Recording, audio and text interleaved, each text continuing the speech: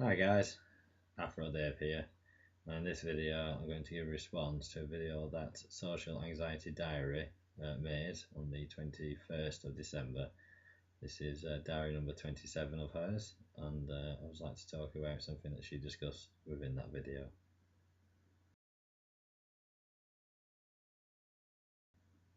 Now, Social Anxiety Diary, and that's the name of her YouTube channel, does do daily videos, and the one particular that I want to discuss was number 27, where in this video she talked about going to a social situation for Christmas and the anxiety that did cause her before and within the actual occasion, and why and what actually went through her mind during those social situations.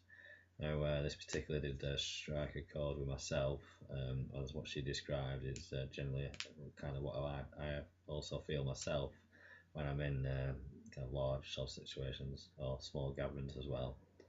And we do, I do, and other people with social anxiety issues do kind of start getting them as we're about to enter into a social situation, especially ones that we may not be able to predict or control or know what's going to happen. The unknown does fuel the social anxiety, and also being in a social situation where there's kind of lots of hectic noise around you and people talking at you a lot, that can also cause it.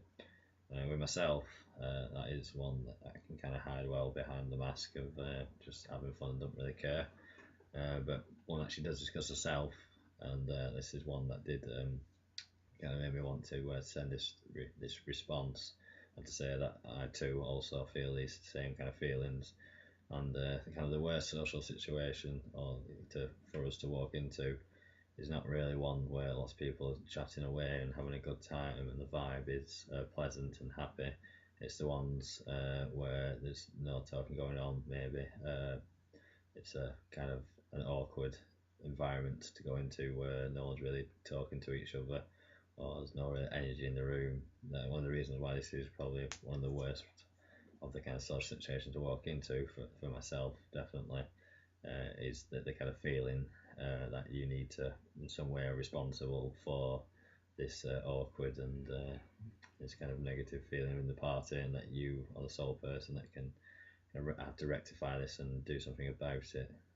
This does kind of work against yourself because you do then feel like you are in the spotlight by default, and even though people probably aren't paying attention or being aware of you, you still feel that they are, and that's everyone's expecting you to at least do something or to help out, and that's when probably I start being a bit more silly, cracking a bit more jokes, or just downright being daft. I do think a lot of people do feel that I'm quite a confident and an extrovert in parties. I do think it is a lot down to these kind of reasons, really. I kind of use the kind of extrovert silliness as like a bit of a defense mechanism and a way to try and help bridge the gap in silences.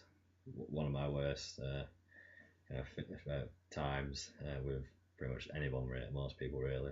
Some friends I'm kind of comfortable slightly with it, but I'm never really comfortable with silences. And I suppose that's why people do think I'm a big chatterbox and never shut the hell up.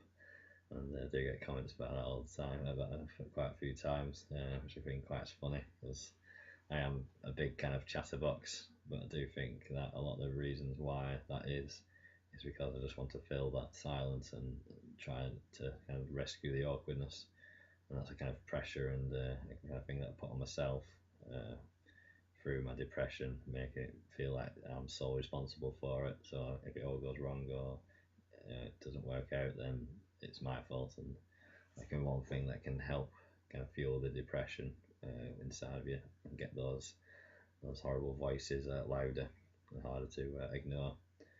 And that's all I want to say, really. Just the fact that her videos are really worth watching if you do suffer from social anxiety or just want to know kind of how it makes us feel, or especially how it makes her feel. It's good to hear other people's views and perceptions on these mental illnesses and to understand that you're not on your own, and the things that you think are a bit kind of weird and out there are actually normal to a lot of people. And so yeah, I'm going to leave that here. It's a short video. Just keep it up, social anxiety diary. Enjoying your YouTube video, as well as a lot of the other YouTube videos out there. I'll probably plug them and do responses to them other ones as they come along.